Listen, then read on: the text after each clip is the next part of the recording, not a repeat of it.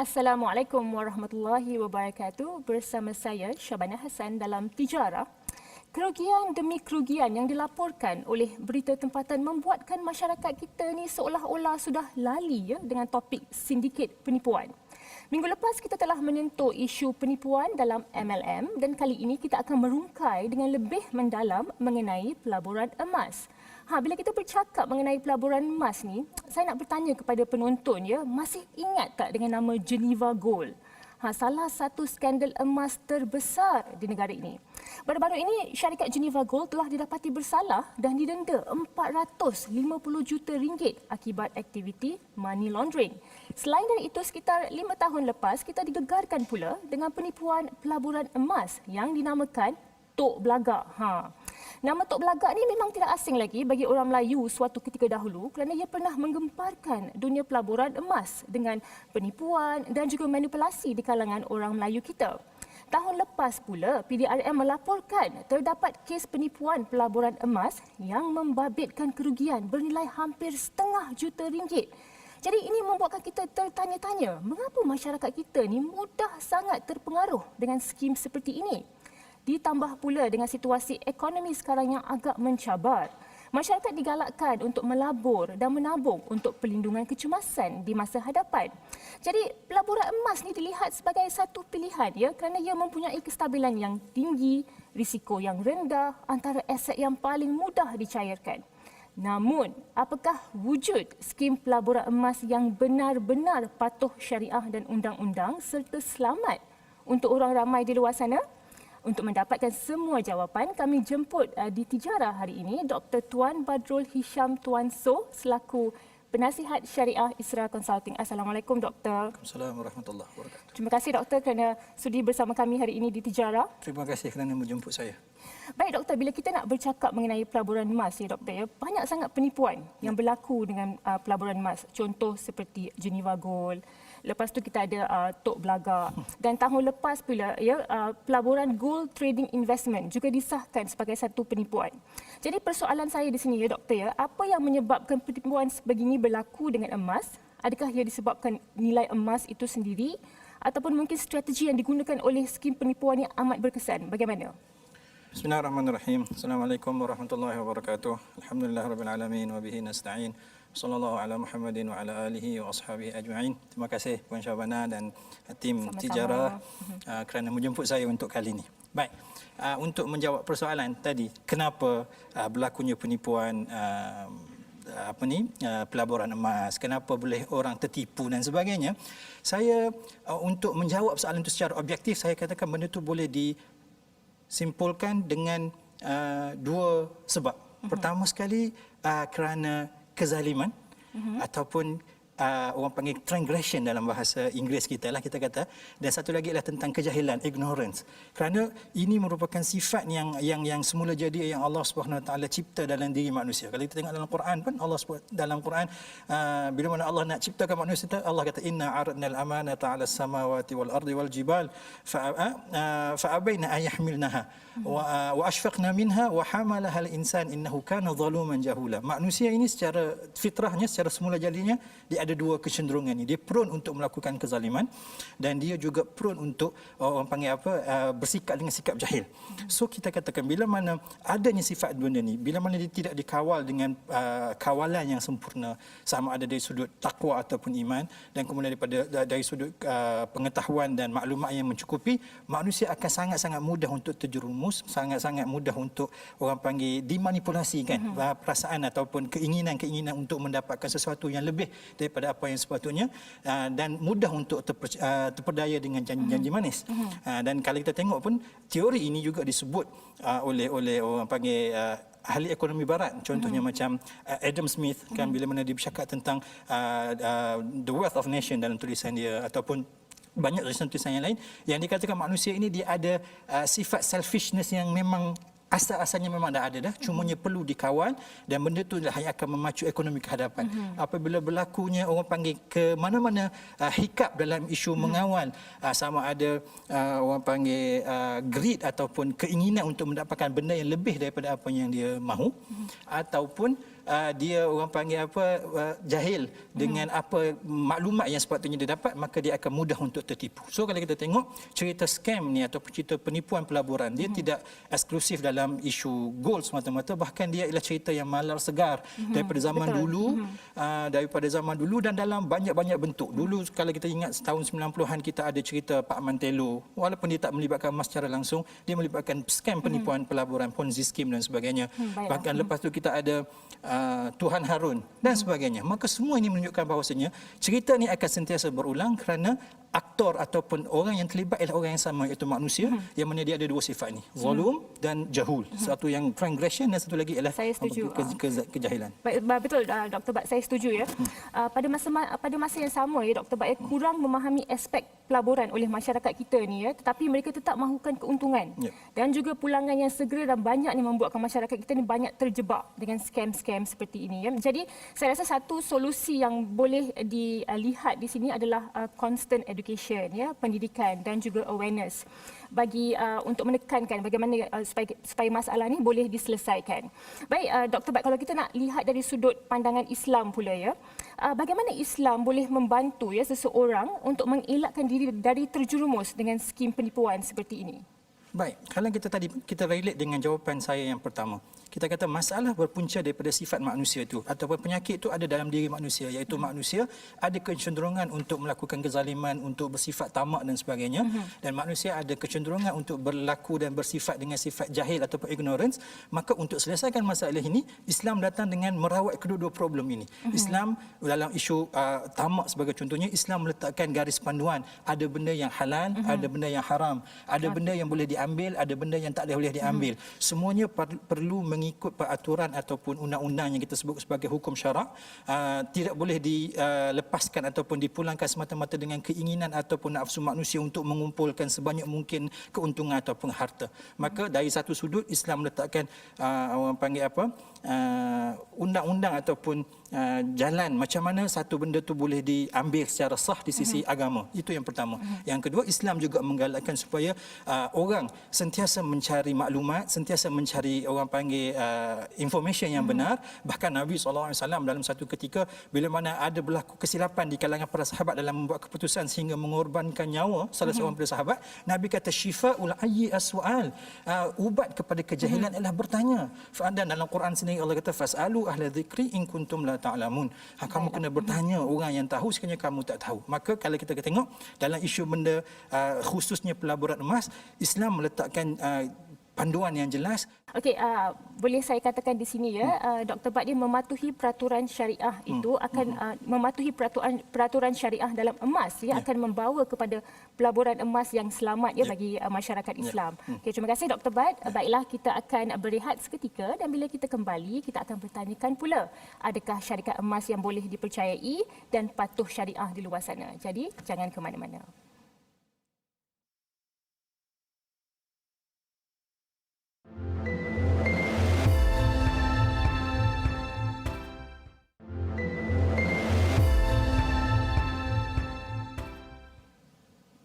Masih lagi bersama saya, Syabana Hassan dalam Tijarah dengan topik perbincangan kita hari ini, pelaburan emas, scam ataupun reality. Baik, Dr. Bat, saya nak bertanyakan ya, dengan situasi ekonomi negara sekarang yang tidak menentu ya, dengan pandemik COVID-19, emas ni dilihat sebagai satu tempat selamat bagi mereka yang mencari perlindungan daripada pelaburan-pelaburan yang mempunyai risiko tinggi seperti shares. Okay? Contoh. Tetapi dengan begitu banyak sangat penipuan dalam pelaburan emas, ini membuatkan masyarakat kita macam agak skeptikal nak membuat pelaburan dalam pelaburan emas yang patuh syariah. Jadi sebagai seorang konsultan di sebuah organisasi yang banyak memberikan nasihat terhadap pelaburan patuh syariah iaitu Isra Consulting, saya nak bertanyalah, wujud ke syarikat pelaburan emas yang betul-betul patuh syariah di luar sana? Baik. Dan jawapan dia, ya, memang ada syarikat-syarikat, bahkan bank-bank yang reputable banks yang menawarkan produk-produk pelaburan emas. Dan kalau kita tengok, satu-satu produk pelaburan yang melibatkan emas akan diiktiraf sebagai patuh syariah ataupun syariah compliant investment bila mana dia memenuhi beberapa ciri-ciri wajib.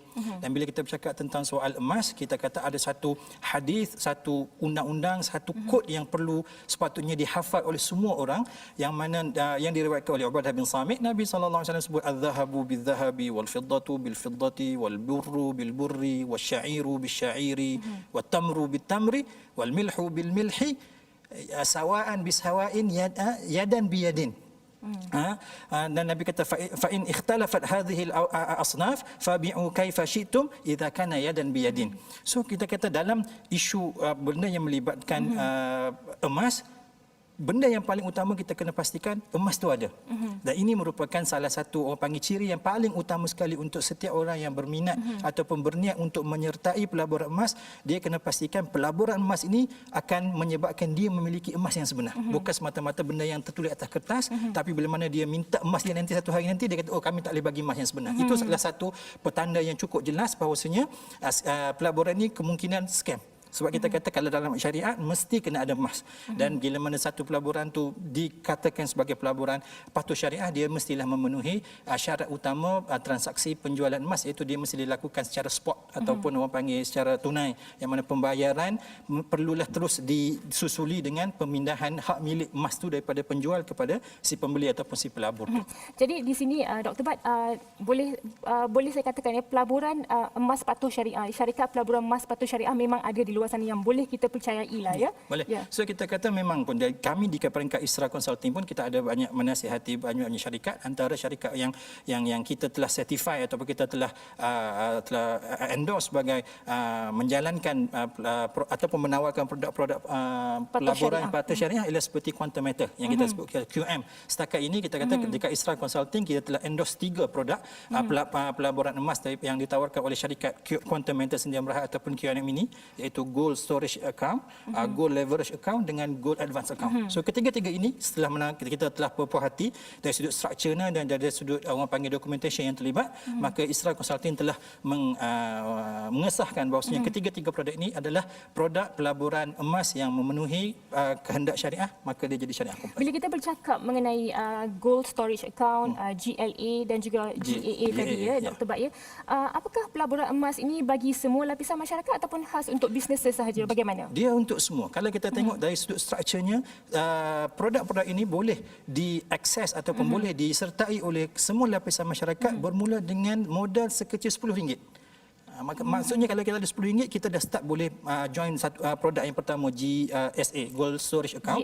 Dan untuk kita participate dalam GLA dan GAA, dia punya prerequisite requirement dia adalah kita kena ada GSA dulu. Maka untuk start masuk dalam GLA dan GAA, kita kena masuk GSA, dan GSA ni macam saya sebut tadi boleh disertai dengan modal serendah RM10 pun. Maka dia boleh disertai oleh orang perseorangan walaupun tak modal tak banyak, dan dia juga QM sendiri pun telah bekerjasama dengan banyak reputable bank seperti Bank Muamalat dan sebagainya, yang menyebabkan dia sesuai untuk orang panggil disertai oleh semua lapisan masyarakat. Jadi bila seseorang itu ingin memiliki emas daripada Quantum Metal ini, dia memiliki emas daripada GSA, iaitu dengan harga RM10 sahaja. Serendah RM10. Serendah RM10 sahaja. Baiklah. Okey, seperti yang Dr. maklumkan ya, nampak macam Quantum Metal ni mempunyai banyak potensi ya untuk terus mengembangkan sayapnya dalam pelaburan emas yang patuh syariah ya. Jadi setakat ini bagaimana sokongan yang diberikan ya Dr. Bat oleh masyarakat ataupun industri kewangan ya terhadap Quantum Metal? Setakat ini, kalau setakat penglibatan kita dalam menasihati produk-produk yang ditawarkan oleh QM satu syarikat yang saya boleh katakan secara peribadi, kerana saya ada hubungan yang orang panggil secara konstan dengan QM dalam menasihati produk-produk mereka. Kita kata QM sangat aspire untuk menjalankan produk pelaburan-pelaburan yang patuh syariah yang pertama. Kemudian QM juga mendapat kerjasama daripada bank-bank Islam yang terkenal seperti Bank Muamalat dan Bank Affin yang pastinya akan membuktikan ataupun memberi indication bahawasanya perniagaan ini dilakukan ialah orang panggil genuine dan mematuhi syariah. Dan kita kata QM juga orang panggil dia mempunyai simpanan emas yang kita memang kita tahu. Kita sebagai penasihat syariah kita telah menjalankan audit dan sebagainya, dan emas-emas yang disimpan maksudnya dia melibatkan fizikal emas fizikal yang sebenar boleh diakses bila-bila masa sahaja. Dan maka kalau seorang pelabur tu dia beli emas daripada QM, disimpan dalam GSA, dia participate dalam JLA dan JAA, kalau dia nak dapat emas anytime dia boleh redeem. Baiklah, fizikal emas itu adalah penting untuk memastikan sesuatu syarikat itu adalah patuh syariah ataupun tidak dalam pelaburan emas, ya Dr. Bat. Ya, okey, baiklah Dr. Bat, terima kasih. Kita akan berehat seketika sahaja dan bila kita kembali kita akan bertanyakan pula apakah itu kunci harga dalam urus jaga emas. Jadi jangan ke mana-mana. Sekejap sahaja.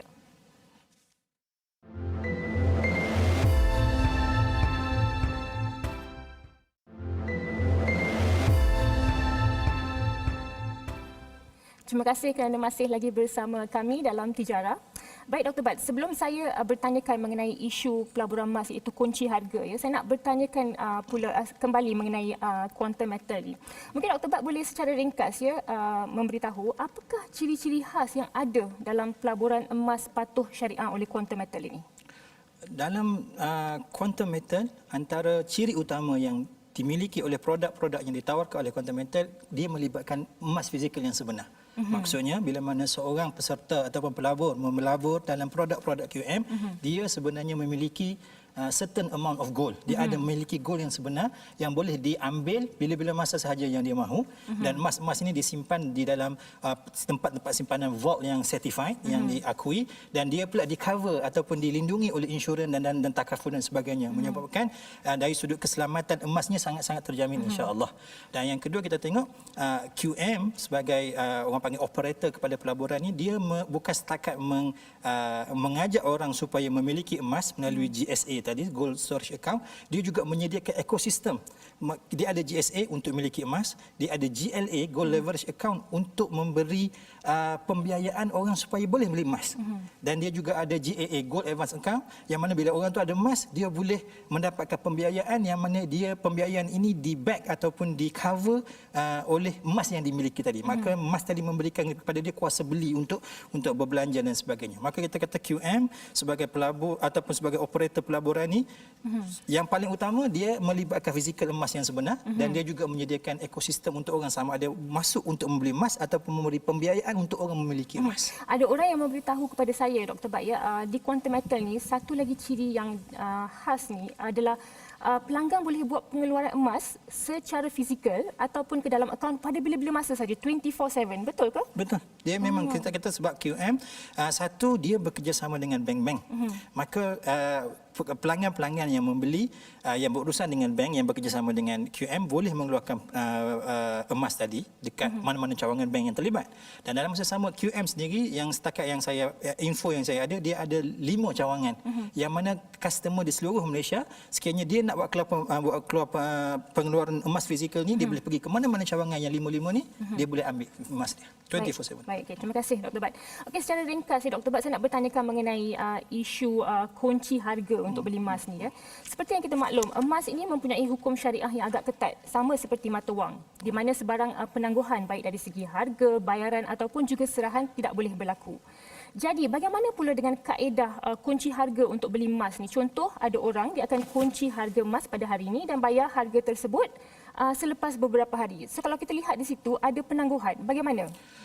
Macam Puan Syahbana sebut tadi, betul. Kita kata bila kita bercakap tentang emas, antara syarat dia tadi, kita kata urusan niaga perlu dilakukan secara spot. Seperti mana Nabi kata, fa idza ikhtalafat hadhihi asnaf fabi'u kaifa syi'tum idza kana yadan biyadin. Kena yadan biyadin, kena orang panggil apa? Spot. Tapi dalam isu kunci emas tadi, dia panggil kunci emas. Saya pun kunci emas. Kunci emas. Kunci harga untuk beli emas. Kunci harga untuk beli emas. Kita kata kunci harga beli emas, maksudnya dia janji hari ini untuk beli emas dengan harga sekian dan benda itu akan dilangsaikan esok. Dan benda ni kita kata dari sudut syariahnya kita takifkan dia, kita memberikan karakter fiqahnya sebagai wa'ad ataupun janji. Maka sebenarnya secara umumnya kaedah ini dibenarkan oleh syariat.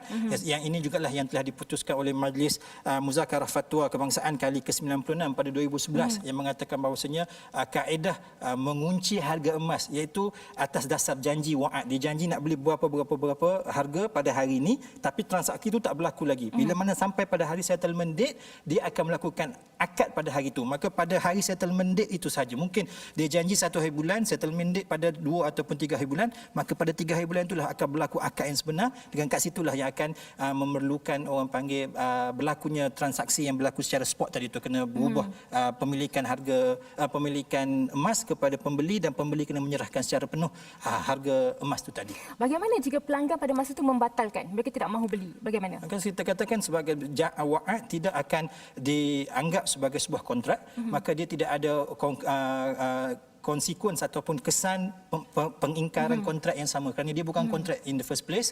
Cumanya kemungkinan dia akan melibatkan kerugian di pihak di mana-mana pihak, yang mana kerugian ini akan dibenarkan untuk dikompensate atas basis one to one lah. Maksudnya dia tak boleh ambil keuntungan apa-apa langsung.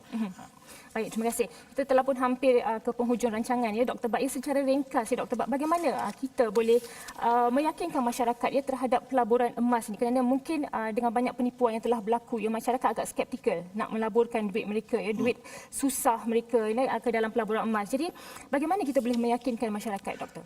Pertamanya saya nak katakan bahawasanya sikap skeptikal ataupun ragu-ragu ni satu benda yang baik. Dia akan dapat mengawal dan dapat menyelesaikan masalah sejak daripada awal lagi, sebelum masalah itu timbul lagi. Maka sikap skeptikal atau ragu-ragu itu bagus, tapi dia mestilah dipandukan dengan panduan yang benar. Maka kalau kita kata, kalau kita ada keraguan, kalau kita ada ragu-ragu dalam isu sama ada benda ni scam ataupun tidak, tak ada jalan yang lain melainkan kita kena pergi kepada pihak yang kita yakini akan keilmuan atau akan genuinity dia punya, orang panggil nasihat dia itulah. So kita kata pergi masyarakat perlu sentiasa orang panggil celik, perlu sentiasa upgradekan maklumat yang dia ada, bertanya kepada golongan yang sepatutnya dia orang tanya, dan dengan cara ini dia orang akan sentiasa tindakannya akan terpandu dengan maklumat benar. Terima kasih Dr. Bat. Dan satu lagi saya pun nak tekankan di sini ya, kalau kita nak tahu sama ada pelaburan emas itu adalah scam ataupun tidak, selalunya yang scam ini Dr. Bat, dia tidak berdaftar sebagai reporting agency kepada bank negara. Ya, dan di mana QM ataupun Quantum Metal mereka berdaftar. Yang reported. Baiklah, okey, terima kasih Dr. Bat. Kita sudah pun berada di penghujung rancangan, rasa macam singkat je masa kan. Terima kasih buat panel jemputan kita Dr. Bat dari Isra Consulting atas maklumat dan juga perkongsian yang begitu mantap ya sebentar tadi. Ini secara tidak langsung mendidik kita untuk lebih memahami garis panduan pelaburan emas dalam Islam sebelum kita melakukan sebarang pelaburan. Masyarakat juga perlulah lebih cakna ya dengan melakukan kajian secara serius sebelum memindahkan wang mereka untuk tujuan pelaburan emas. Oleh itu, pihak yang berautoriti dilihat penting ya untuk mengeluarkan garis panduan spesifik terhadap syarikat pelaburan emas agar mudah bagi orang ramai untuk melakukan semakan. Buat saudara Muslim kita pula, khususnya bukan sahaja maklumat syarikat yang perlu diambil berat, bahkan sejauh mana pelaburan emas itu benar-benar patuh syariah. Namun jangan pula kita anggap semua syarikat yang menawarkan pelaburan emas itu sebagai sindiket penipuan, kerana masih juga terdapat syarikat pelaburan emas yang menawarkan pelaburan yang selamat dan mengikut akta undang-undang. Contoh, Quantum Metal merupakan antara syarikat pelaburan emas yang mendapat pengiktirafan World Gold Council dan mempunyai produk-produk yang patuh syariah. Produk seperti Gold Storage Account, GSA, Gold Leverage Asset, GLA dan Gold Advance Account, GAA yang disebut oleh Dr. Bat tadi telah mendapat pengesahan dari Isra Consulting sebagai patuh syariah terhadap polisi syariah Bank Negara Malaysia dan juga syariah standard IOF yang terletak di Bahrain. Untuk makluman lanjut mengenai pelaburan yang ditawarkan, anda bolehlah melayari laman web syarikat ini di hyperlink http www.quantummetal.com. Ingat, pastikan semak terlebih dahulu sebelum melakukan sebarang transaksi kewangan. Dengan itu, saya akhiri pertemuan kita malam ini. InsyaAllah kita bertemu lagi di minggu hadapan dalam Tijarah, rancangan kewangan Islam anda. Assalamualaikum, selamat malam.